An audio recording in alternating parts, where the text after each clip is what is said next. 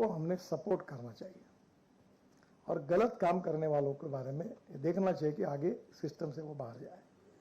तो मुझे लगता है कि इसके लिए डिटेल प्रोजेक्ट रिपोर्ट ये बहुत बड़ी समस्या है। आपकी ये टनल और ब्रिजेस पर कॉन्फ्रेंस है और मुझे लगता है कि हमारे यहाँ बहुत काम निकल रहा है। अभी 3-1 लाख करोड़ के टनल्स है।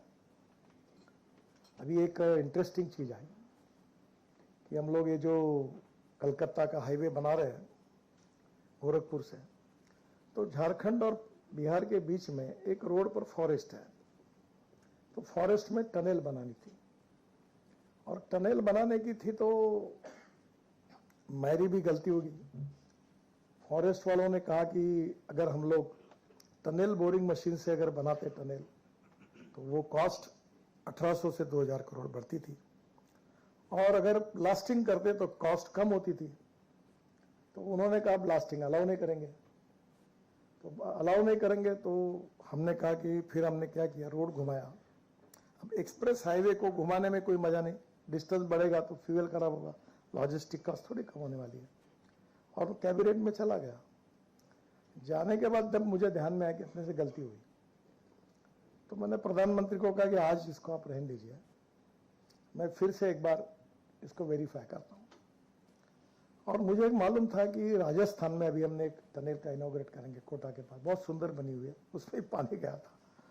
अब वो पानी लॉजिकल एंड तक ले जाना चाहिए था, तो अभी टनल पूरी नहीं हुई।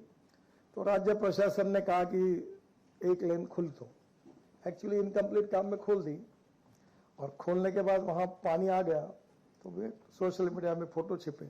तो मैंने बोला तुमने क्यों शुरू की जब काम इनकम्प्लीट था? उद्घाटन तो नहीं हुआ पर काम भी इनकम्प्लीट था। तो बोले राज्य सरकार ने बहुत आग्रह किया। मैंने बोला सोशल मीडिया में जाकर बताओ कि राज्य सरकार के आग्रह पर किया, पर वो टनल में हमने कंट्रोल ब्लास्टिंग किया था। तो मैंने भूपेंद्र यादव जी से बात की तो उन्होंने कहा कि जो बिहार सरकार ने आपको परमिशन दी है वो 10 नंबर पे लिखा है कि उन्होंने इसके ऊपर ब्लास्टिंग को अनुमति नहीं दी है। वो जैसा उन्होंने भेजा वैसा हमने मंजूर किया है, तो वो तैयार होंगे तो हमें प्रॉब्लम है। फिर मैंने हमारे एक वीडियो कॉन्फ्रेंस की मीटिंग मिला जिसमें भूपेंद्र यादव जी और उनके भी अधिकारी थे और बिहार सरकार के फॉरेस्ट सेक्रेटरी और उनके फॉरेस्ट के अधिकारी थे, चीफ मिनिस्टर लाइन पर थे। तब मैंने उनको प्रश्न पूछा कि कंट्रोल ब्लास्टिंग की परमिशन आपने राजस्थान में इस टनल में दी है, अगर यही टनल में भी आप देंगे तो ये घूम कर जाने का चक्कर है, इसमें पैसे भी बचेंगे और ये टनल सीधी हो जाएगी।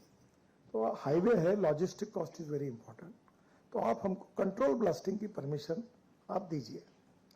अब फॉरेस्ट वालों ने, अब मैं तो कभी कंट्रोल ब्लास्टिंग में कौन से प्राणियों पर और इन्वायरमेंट पर क्या परिणाम होता, शायद मैं इतना ज्ञानी नहीं हूं, मेरे समझ में तो नहीं आया। कि फिर भी जब मैंने उनको कहा तो सेक्रेटरी समझ गए, चीफ मिनिस्टर समझ गए, उन्होंने कहा हम जाकर फिर से आपको भेजते हैं, अभी वो आएगा, हम सुधारेंगे, फिर कैबिनेट में जाएंगे। तो कहीं ना कहीं बहुत सी बातें ऐसी है कि हमें कॉस्ट इफेक्टिव सोचना होगा without compromise with the quality, और इसके लिए टेक्नोलॉजी का अच्छा से अच्छा उपयोग करना पड़ेगा। अब एक टनल बोरिंग मशीन की कॉस्ट, कैपिटल कॉस्ट बहुत ज्यादा है। मेरी दूसरी रिक्वेस्ट फिकी को है कि अभी हमने मेक इन इंडिया, और अभी चेन्नई में वो जर्मन की कंपनी है, उन्होंने बनाते हैं मैक्सिमम, वहीं से एक टनल बोरिंग मशीन आती है। चाइना से बीच में आती थी, फिर स्पेयर्स में काफी दिक्कतें आई, तो वो टनल बोरिंग मशीन के लिए हमें थोड़ी समस्या आई। हमें एक काम करना पड़ेगा कि देश में टनल बोरिंग मशीन को बनाना होगा और हमारे पास पोटेंशियल भी है। इसके इस मशीन की कॉस्ट भी कम होगी और इसलिए जब वो जर्मन के ओनर आए थे, 87 ईयर्स के थे, तो मैंने उनको लिस्ट दी कि हम इतनी टनल बना रहे हैं और आप ऐसा करिए कि आप हमको यहाँ फैक्ट्री डालिए और हम आपको इवन स्टील भी आपको दे सकते हैं। अभी हमारे यहाँ गढ़चिरौली डिस्ट्रिक्ट में जो 65 ग्रेड का आयरन ओर मिला है और जमशेदपुर में 55 ग्रेड का है, तो वर्ल्ड का सबसे अच्छा आयरन ओर वहां मिला है। जमशेद जी टाटा पहले वहां गए थे, अभी वो काफी प्लांट चालू हुआ। तो मैंने कहा कि आपको जिस ग्रेड का अलाई चाहिए वो अब हिंदुस्तान में अच्छे से क्वालिटी का स्टील हम बना के देंगे। और हमारे यहाँ अब वेंडर्स भी हैं, आप यहाँ आइए और ये मशीन बनाइए, आपको बहुत ऑर्डर मिलेंगे। मेरे यहाँ डिपार्टमेंट में है, स्टेट गवर्नमेंट के है, रेलवे के है, इरिगेशन के है, हाइड्रो प्रोजेक्ट के है। तो आप पहली बात तो जरूर यहाँ आइए। और मैं आपसे रिक्वेस्ट करूंगा कि टनल बोरिंग मशीन्स अलग अलग साइज की हमारे देश में तैयार होने के लिए आप फिक्की से इनिशिएटिव लीजिए। और इसमें टनल बोरिंग मशीन में मुझे लगता है कि मशीन को मार्केट है तो बनाना कोई कठिन नहीं है। अब टाटा ने हवाई जहाज भी बनाया, तो मैंने उनको कहा कि हवाई जहाज तो आपने बनाया, अब वो उसको फ्लोट लगा दो तो एमपीबीएस सी प्लेन भी बन जाएगा, आगे आपका हवाई जहाज बड़ा भी बन जाएगा। एक बार आपने बनाया तो हम बना सकते हैं। हमारे इंजीनियर्स काफी टैलेंटेड है, हमारे स्टार्टअप अच्छा काम कर रहे हैं, और हमारे यहाँ भी आईआईटी के इंजीनियर्स बहुत कॉम्पिटेंट है। तो ये टनलिंग में मुझे लगता है कि एक इम्पॉर्टेंट चीज है, इसके लिए आप जरूर इसके लिए सोचिए। एक इम्पॉर्टेंट चैलेंजेस जो है जिसके ऊपर बहुत गंभीरता से सोचना होगा, सबसे डिफिकल्ट है हिमालयन टेरेन।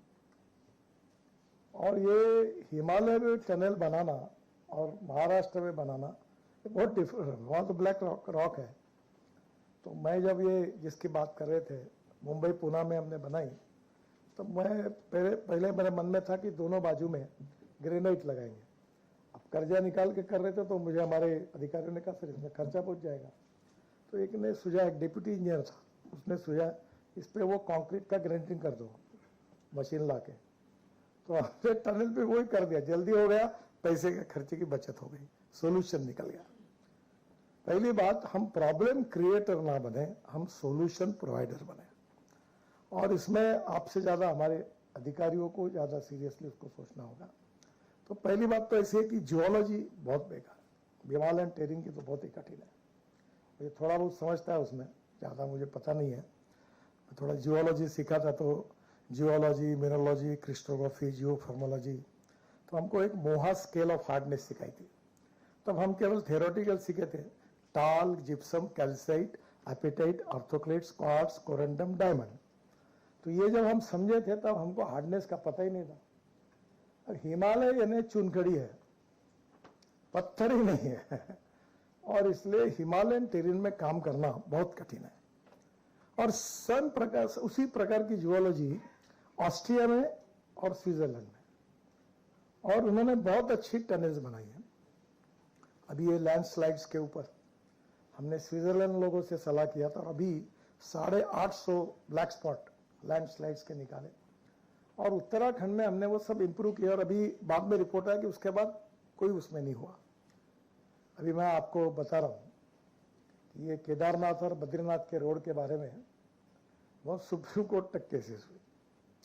मैं तो देख नहीं पाया था, तो वो डॉक्टर चोपड़ा जी, डॉक्टर जोशी जी भी मुझे कहते थे तुम गलत हो, तुम सुनो इनको। तो मैंने कहा मैं सुनता हूँ। तो एक दिन वो सब लोग आए, और मैंने कहा आते समय आप एक काम करो कि वीडियो शूटिंग करके लाओ। और वीडियो शूटिंग जब आकर देखा मैंने, तब मेरे भी नजर में आया कि वो कह रहे उसमें कुछ तथ्यांश है। यहाँ रोड अगर बनाएंगे, इतना बड़ा पहाड़ ऊपर है तो गिरने वाला ही है। तो फिर मैंने स्टैंड लिया, अगर रोड बनाना है तो एक तो वाइडक्ट बनाओ या टनल बनाओ, ये टिकने वाला नहीं है। बेकार के बेकार पहाड़ खोदने में कोई मजा नहीं होता, परमानेंट सोल्यूशन नहीं। तो खर्चा लगेगा तो लगेगा, पर हमें अभी उसका सोल्यूशन निकालना पड़ेगा। और मुझे लगता है ये कठिन नहीं है, वे आउट निकलना पड़ेगा।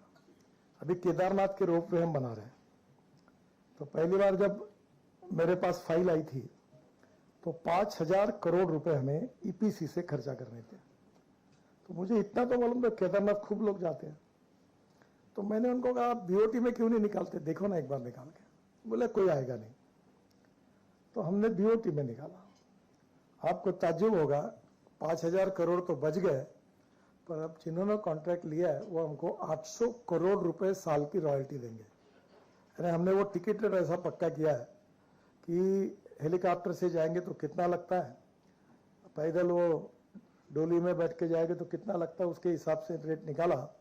और वो अलाउ किया है। तो अभी कॉन्ट्रैक्टर ने जो काम शुरू किया है वो शुरू होने के बाद पर ईयर हमको 800 करोड़ रुपए विदाउट एनी इन्वेस्टमेंट हमको देगा। तो उससे उस इक्विटी पर हम 10 टनल और 10 रोपवे बना सकते हैं। तो कहीं ना कहीं सोल्यूशन ऐसे निकल सकते हैं कि जिसमें कैपिटल कॉस्ट को कम करना होगा।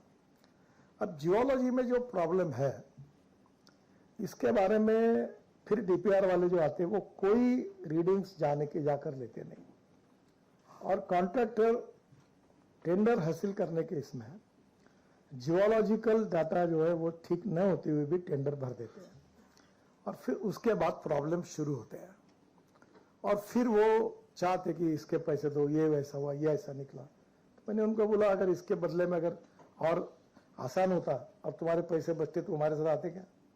तो तुमने पहले देखा क्यों नहीं? तुमने प्री बिड कॉन्फ्रेंस में ये कहना चाहिए था। तो पहली बात तो जियोलॉजी में रॉक स्ट्राटा, वाटर सीपेज, ये प्रॉब्लम है, ये समस्या है।